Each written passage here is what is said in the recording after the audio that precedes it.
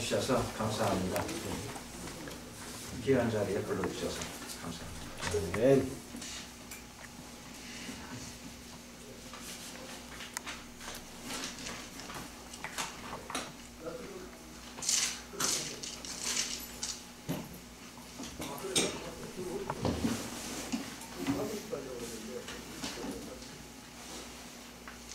먼저 본문을 봉독하도록 하겠습니다. 마태복음 5장 9절.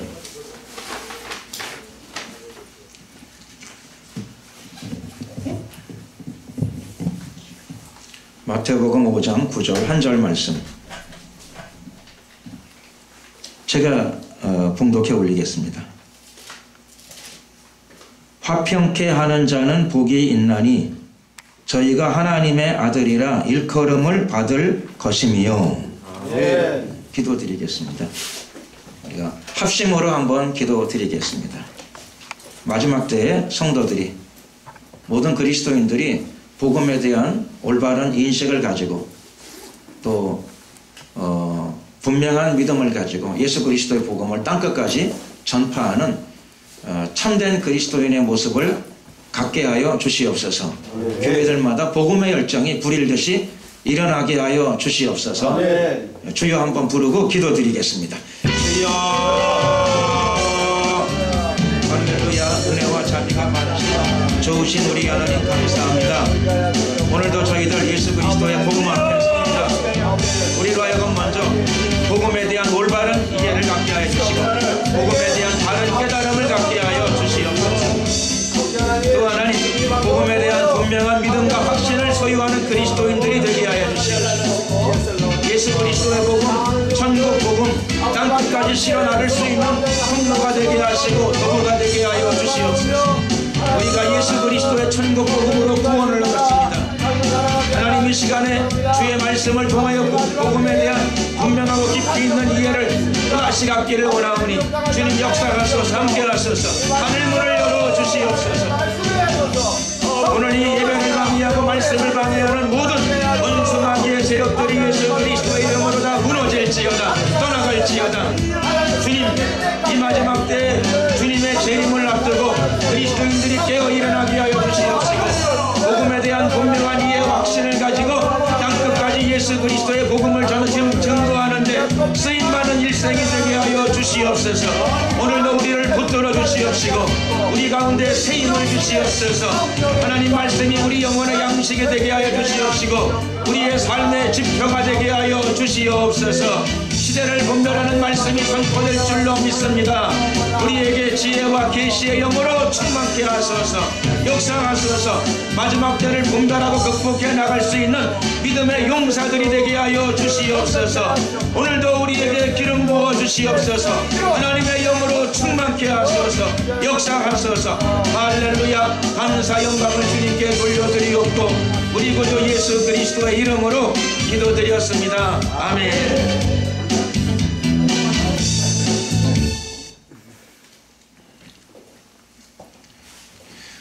오늘 예수님께서 복에 대해서 말씀을 하셨습니다. 누가 복 있는 사람인가 하는 것에 대해서 화평케 하는 자가 복이 있다, 이렇게 말씀하셨습니다. 화평케 하는 자가 복을 받게 되는데 예수님께서는 구체적으로 무슨 복을 받는가도 말씀하셨습니다. 화평케 하는 자는 하나님의 아들이라 일컬음을 받게 될 것이다, 말씀하셨습니다. 화평케 하는 자는 예수님께서 말씀하신 이 축복, 하나님의 아들이라 일컬음을 받게 되는 축복을 다 받게 될 줄로 믿습니다. 아멘. 그러면 화평케 된다라고 하는 것이 어떤 의미를 지니고 있는 것인가 라고 하는 것을 좀 우리가 이 시간에 이해하고 깨닫기를 원합니다. 아멘. 화평케 하는 것이 무엇일까? 우선은 본문을 통해서 우리가 많은 부분을 이해할 수 있는 길이 하나 있습니다. 화평케 하는 자는 예수님께서 복을 받는데 무슨 복을 받는 것이냐면 하나님의 아들이라 일컬음을 받게 된다. 이 축복을 얻게 된다고 말씀하셨습니다. 사람이 하나님의 아들이라는 일컬음을 받게 되면은 그것이 무엇인가 하면 그건 다름 아니라 구원인 줄로 믿습니다. 아멘. 어떤 사람이 하나님의 아들이라 일컬음 받게 되게 되면 그것은 영생입니다. 그런데 예수님께서는 왜 화평케 하는 이라고 하는 표현을 쓰셨을까요? 화평케 하는 자가 왜 그 복을 받는다라고 말씀하셨을까요? 저 같았으면 아마 이렇게 말했을런지도 모르겠습니다. 예수 믿는 자는 복이 있나니 그런 사람들은 하나님의 아들이라 일컬음을 받게 될 것이라. 그러면 좀 더 이해가 분명해질 것 같은데 예수님께서는 왜 예수 믿는 자들, 회개하는 자들 이렇게 말씀을 안 하시고 오늘 표현에 화평케 하는 자들이 복이 있는데 하나님의 아들이라 일컬음을 받게 될 것이라. 왜 이렇게 말씀하셨을까요? 우선은 화평이라는 의미를 좀 우리가 잘 이해해야 될 필요가 있다고 생각합니다. 기본적인 이해를 할 것 같으면 화평은 화해의 다른 이름입니다. 화평은 영어로 reconciliation, 번역하게 되면 화평, 화목 이렇게도 번역되어 있습니다. 히브리어는 에이레네 이렇게 부릅니다. 히브리어가 아니라 헬라어죠. 에이레네. 히브리어로는 샬롬 이렇게 부릅니다. 그런데 이 언어들이 어떤 의미를 지니고 있습니까? 제가 한번 사전을 찾아봤습니다. 사전을 찾아봤더니 사전적인 의미는 갈등과 분열을 조정하고 평화와 일치를 도모한다. 되게 사전들이 이렇게 기록하고 있습니다. 그렇습니다. 화평은 사전적인 의미에 의하게 되면 갈등과 분열을 조정하고 갈등과 분열을 다스리고 그리고 평화와 일치를 도모하는 것이 화평의 아마 사전적인 교과서적인 의미 이렇게 생각되어진다고 보여집니다. 그런데 이 길을 누가 가느냐? 이 길을 많은 사람들이 이 길을 가고 있습니다. 20세기, 21세기에 들어와서 많은 교회들도 이 길을 가고 있습니다. 화평의 길을 걸어갑니다. 교회들이 이 길을 걸어갈 적에 잘 쓰는 캐치프레이스가 평화와 일치에 대한 도모 이런 표현을 너무 많이 씁니다. 교회들이 가장 잘 쓰는 표현들입니다. 평화와 일치. 좋은 단어입니다. 매우 좋은 단어입니다. 그러면 이 시간에 우리가 성경 안에서는 이 에이렌의 샬롬, 화평은 어떤 의미를 가지고 있는가 하는 것을 성경 안에서 의미를 좀 찾아보고자 합니다. 우리가 성경을 한 절 더 읽어보겠습니다. 신약 성경 에베소서 2장입니다.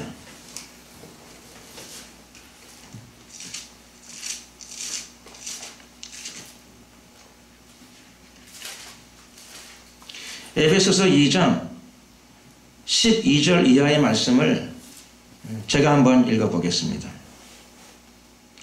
그때의 너희는 그리스도 밖에 있었고 이스라엘 나라 밖에 사람이라 일컬음을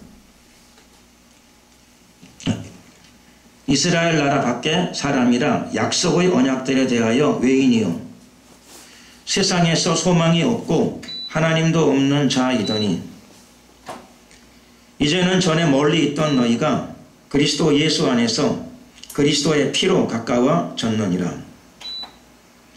그는 우리의 화평이신지라 둘로 하나를 만드사 중간에 막힌 담을 허시고 원수된 것 곧 의문에 속한 계명의 율법을 자기 육체로 폐하셨으니 이는 이 둘로 자기의 안에서 한 세 사람을 지어 화평하게 하시고 또 십자가로 이 둘을 한 몸으로 하나님과 화목하게 하려 하심이라.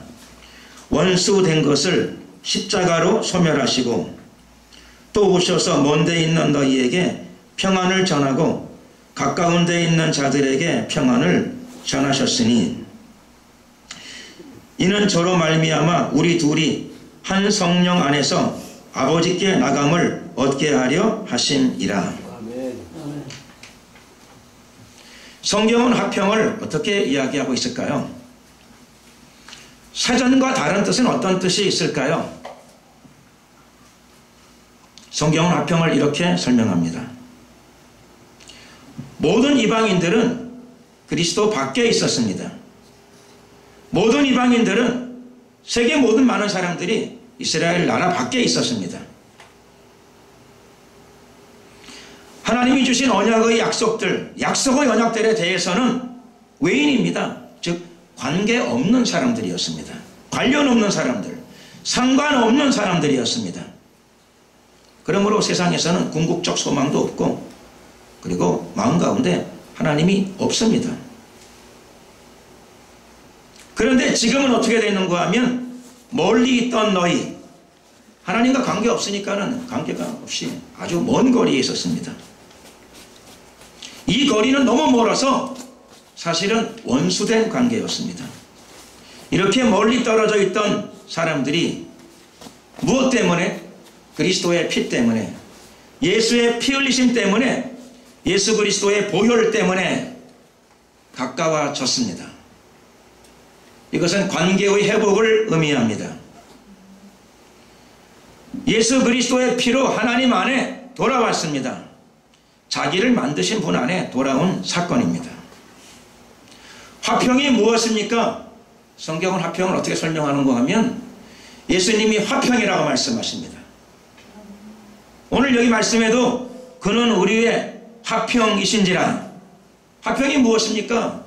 예수님이 화평이신 줄로 믿습니다. 예수님이 우리의 화평이십니다. 둘로 하나를 만드셨는데 이방인과 유대인을 하나로 만들어 버리셨습니다. 그리고 원수된 관계를 깨트리셨습니다. 원수된 것, 율법 아래서 원수되었습니다. 율법의 정죄로 원수되어졌습니다. 율법이 사람들을 다 죄인으로 간주해버렸습니다. 그 율법의 능력을 예수님은 자기의 육체로 패하셨습니다. 그리고 이 믿음 안에 들어오는 자들은 그가 이방인이든 유대인이든 관계없이 하나가 되게 만드셨습니다. 자기 안에서, 예수 그리스도 안에서, 예수님 안에서, 예수님의 피 안에서 이방인이든 유대인이든 한 사람이 되었습니다. 한 사람이 되었을 뿐만 아니라 영이 거듭났으니까 새 사람이 되었습니다. 이것이 무엇인가 하면 성경이 말하는 화평입니다. 사전적인 용어뿐만 아니라 사전적인 용어하고는 달리 성경은 화평을 이렇게 정의하고 있습니다. 화평이 무엇이냐? 예수님이 화평입니다. 화평이 무엇이냐? 화평은 예수님의 피 때문에 이루어진 사건이라고 말합니다. 화평이 무엇이냐? 하나님과 사람 사이의 관계의 회복이라고 성경은 우리에게 설명하고 있는 줄로 믿습니다. 그리고 이 사건은 어디서 벌어진 사건인가 하면 이 사건은 십자가 위에서 일어난 사건입니다. 십자가 위에서 이 사건이 한순간에 일어났습니다. 십자가 위에서 어떤 일이 벌어졌는가 하면 사람과 하나님 사이에 화목이 이루어졌습니다. 사람과 하나님 사이는 에덴 동산 이후에 하나님을 배신한 사건 이후에 불순종의 사건 이후에 그 관계는 원수라고 불려지는 관계가 되었습니다. 원수 관계가 해소되어졌습니다. 에베소서 2장 말씀을 따르면 원수된 관계가 소멸되어졌다고 말씀하고 있습니다. 원수 관계의 소멸, 이것이 십자가 위에서 일어난 사건입니다. 십자가 위에서 일어난 이 사건 때문에 하나님의 평안 여호와 샬롬이 땅으로 내려온 줄로 믿습니다. 아멘. 사람 안에도 여호와 샬롬, 원래 여호와 샬롬이니까 그 샬롬은 하나님 안에 있는 샬롬입니다. 그런데 그 샬롬이 예수 그리스도로 인하여, 예수님의 피로 인하여 저와 여러분 안에도 들어와 거하게 된 줄로 믿습니다. 아멘. 이것이 여호와 샬롬입니다. 그리고 이 여호와 샬롬이 예수 그리스도의 이름으로, 성령의 능력으로 이제는 예수님을 믿는 모든 사람들 안에도 임하기 시작했습니다. 이것이 성경이 말하는 평안입니다. 이것이 성경이 설명하는 화평입니다.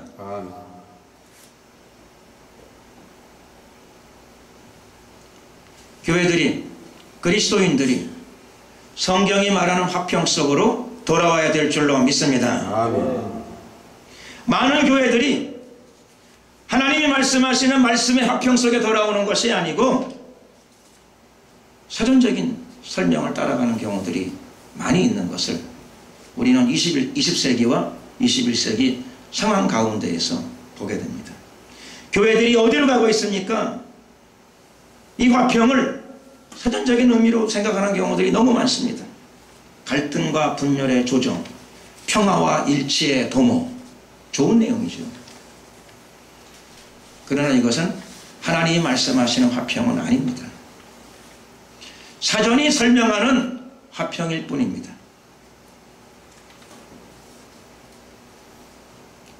교회들이 사전적인 의미에서 성경이 말씀하시는 이 자리로 돌아오지 않게 되면 결국은 교회는 하나님의 말씀을 가는 교회가 아닌 교회가 될 것입니다. 복음적인 교회로 들어서는 교회가 아니라 그 교회는 예수 그리스도의 몸된 교회가 아니라 여자는 여자지만은 신부의 길을 걷는 여자가 아니라 음녀의 길을 걸어갈 수 있다는 것을 우리는 말씀을 통해서 분명히 인식해야 될 것입니다. 고넬료의 집안에서 베드로는 복음을 전하면서 이 복음을 이렇게 설명했습니다. 이 예수 그리스도의 복음은, 이 천국 복음은 화평의 복음이다. 베드로는 화평을 정확하게 잘 이해하고 있었습니다. 이 화평은 착한 사람들이 만드는 화평이 아닙니다. 이 화평은 인격자들이 만드는 화평이 아닙니다. 이 화평은 서로 간에 양보해서 만들어진 화평이 아닙니다. 이 화평은 하나님이 일방적으로 만드신 화평입니다. 화평의 주체는 하나님이십니다. 이 화평은 서로 간에 동의해서 만들어진 화평이 아닙니다. 예수님이 자신의 살을 찢으시고 피를 흘리심으로 말미암아 하나님이 화평의 주체가 되어서 만들어 놓으신 화평인 줄로 믿습니다. 사랑하는 이 화평은 이해해야 됩니다. 이 화평을 받아들여야 됩니다. 그럴 적에 어떤 인간이든 그가 유대인이든 이방인이든 관계없이 하나님의 화평 속으로 들어가게 될 줄로 믿습니다. 그 사람이 누구든 관계없습니다. 나하고 어떤 관계이든 관계에 상관이 없습니다. 이 예수 그리스도의 보혈의 은혜 속에 들어오게 되게 되면 하나님의 화평이 두 사람을 다 묶습니다. 세 사람을 다 묶습니다. 마지막에는 유대인과 이방인도 다 하나로 묶어주는 줄로 믿습니다. 아멘. 이것이 성경이 우리에게 제시하는 화평의 복음입니다. 아멘. 그래서 이 화평의 복음을 예수님께서는 다르게도 말씀하십니다. 이 화평의 복음은 예수님께서 이렇게 말씀하셨습니다. 마태복음 10장 34절의 말씀입니다. 이 구절을 우리가 함께 읽기를 원합니다. 마태복음 10장 34절입니다.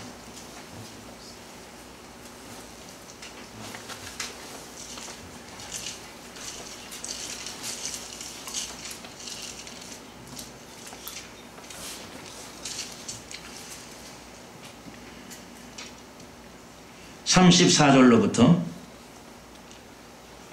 39절까지가 되겠습니다.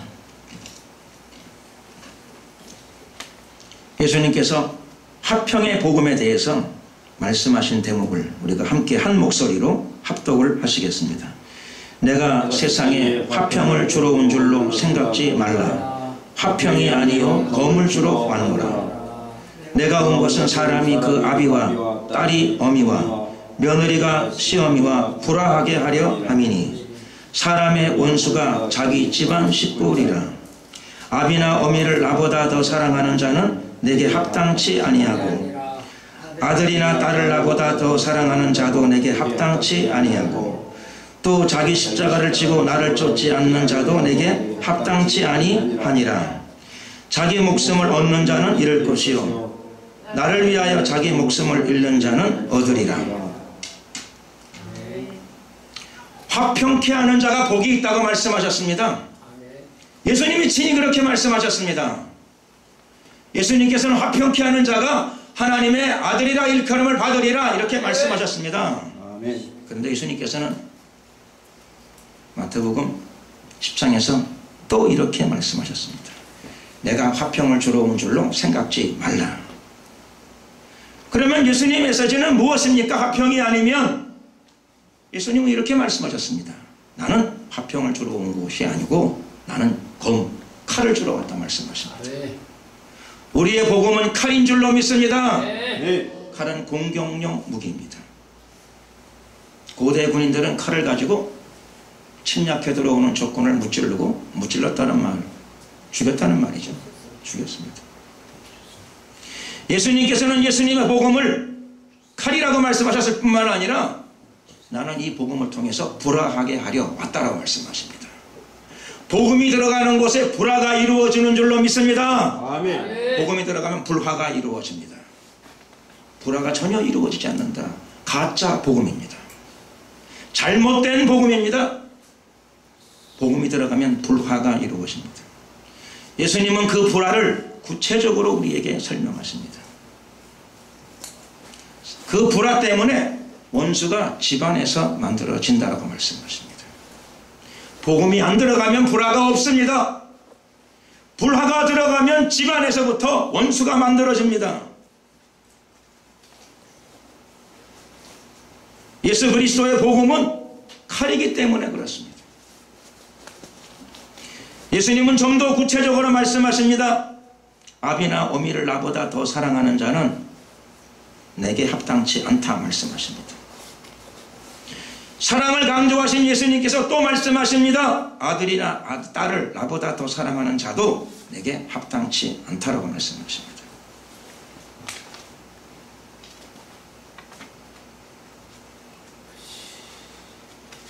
예수님의 복음을 따라가다 보면 이렇게 되면 가정의 평화가 깨어지게 될 것입니다. 이상한 일이 아닙니다. 실제로 한국은 지난 100년 동안에 개신교 100년 동안에 이런 일을 무수히 많이 겪었습니다. 멀쩡한 가정 가운데 예수님 때문에 복음 때문에 불화가 들어왔습니다. 갈등이 오고 시비가 오고 싸움이 집안까지 들어왔습니다. 평화를 따라갈 것입니까? 복음을 따라가실 것입니까? 많은 사람들이 결단을 재촉받았습니다. 복음은 화평의 복음이 아니었습니다. 복음은 전쟁의 복음이었습니다. 복음은 결단의 복음이었습니다. 복음은 검의 복음이었습니다. 저는 오늘 이 말씀을 20세기, 21세기 교회 상황 가운데에서 이렇게 해석하고 싶습니다. 아비나 어미를 나보다 더 사랑하는 자는 내게 합당치 않고, 저는 이 구절을 이렇게 한번 해석하며 적용하고 싶습니다. 나보다 교단이나 교단 헌법을 더 사랑하는 자는 내게 합당치 아니하고, 이렇게도 적용할 수 있을 것 같습니다. 아들이나 딸을 나보다 더 사랑하는 자는 내게 합당치 않고, 그 구절을 나보다 총회나 노예를 더 사랑하는 자는 내게 합당치 아니하고, 어떤 경우에는 우리가 이 구절을 이렇게 받아들여야 될런지도 모릅니다. 실제로 많은 교회가 화평의 복음을 따라갔는데 실제로 어떤 화평의 복음이었는가 하면 정말로 사전적인 의미의 화평입니다. 교과서적인 의미의 화평의 길을 따라갔습니다.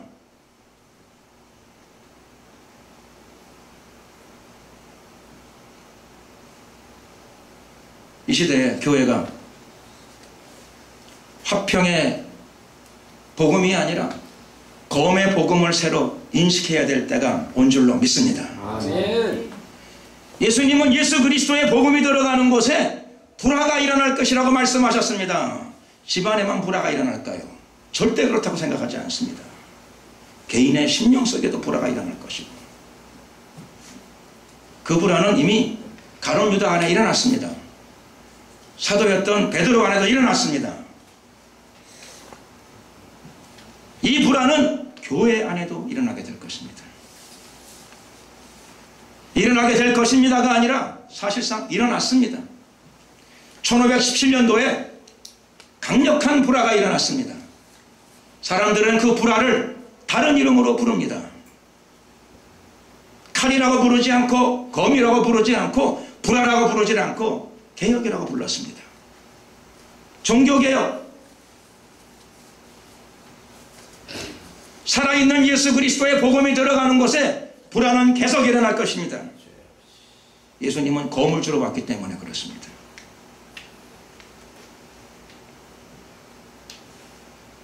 교회는 끊임없이 살아있는 예수 그리스도의 복음 앞에 직면합니다. 그리고 직면해야 됩니다.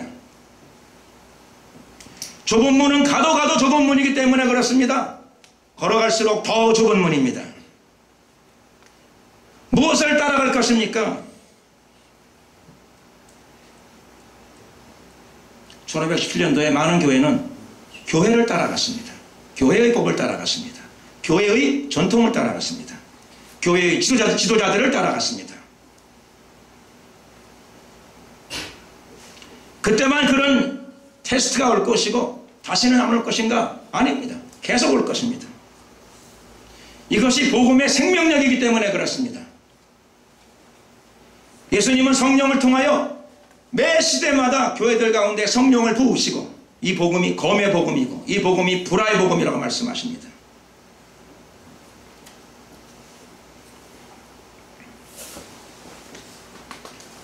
예수님께서는 요한계시록의 7교회 모든 교회들에게 공히 주신 말씀이 있습니다. 귀 있는 자는 성령이 교회들에게 하시는 음성을 들을지어다. 마지막 때 예수 그리스도의 교회가 성령의 음성을 들어야 될 줄로 믿습니다. 아멘. 1차적으로 화평의 복음이지만 그 다음에는 이 화평의 복음은 반드시 칼을 부릅니다. 이 복음은 불화를 부릅니다. 이 복음은 영적 전쟁을 부릅니다.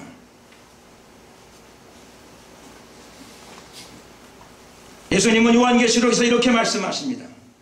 이기는 자는 생명나무의 과실을 주어 먹게 하리라. 오늘 예수 그리스도의 복음 앞에 직면한 저와 여러분 모두가 생명의 과실을 예수님께로 받아 누리시는 복된 생애가 되시기를, 영원한 생애가 되시기를 예수 그리스도의 이름으로 축원드립니다. 아멘. 기도하겠습니다. 주여 한번 부르고 기도할 적에 하나님 마지막 때에 예수 그리스도의 복음을 따라 전진하게 하시고 화석이 아니라 살아있는 복음을 따라 전진하는 저희들의 남은 생애가 되게 하시고 마지막 때의 교회들이 검을 들고 복음을 지켜내게 하소서. 예수님 피로 이루신 복음을 교회가 피로 지키게 하시고 결단으로 지키게 하옵소서. 아멘. 주여 한번 부르고 간절히 기도드리겠습니다. 주여. 할렐루야 할렐루야. 은혜와 자비가 많으신 주부신 우리 역사하소서. 하나님, 교회는 늘 주님의 테스트들을 통과하고 있습니다.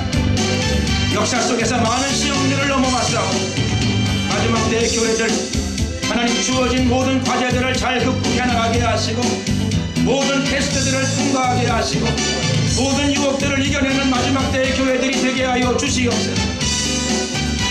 교회가 화해의 복음으로 돌아오게 하시고 화평의 복음으로 돌아오게 하셔서 그 화평의 복음이 검의 복음인 것을 알게 하시고 그 화평의 복음이 불화의 복음인 것을 알게 하시고 깨닫게 하여 주시옵소서.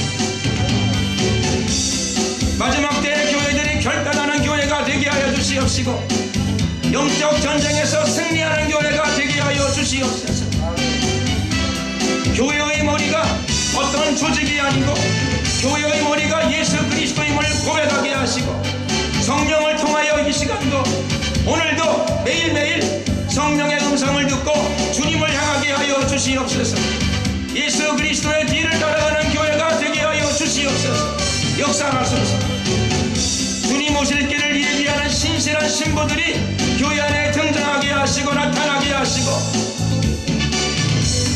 주님을 맞을 준비를 하게 하여 주시옵소서. 역사하소서. 마지막 때의 교회들 안에 성령의 충만함을 허락하시고 성령의 권능을 허락하여 주시옵소서. 세상 임금 마귀와 싸워 승리하는 교회, 이기는 교회가 될 줄로 믿습니다. 주님 인도하시고 강권하여 주시옵소서. 역사하여 주시옵소서.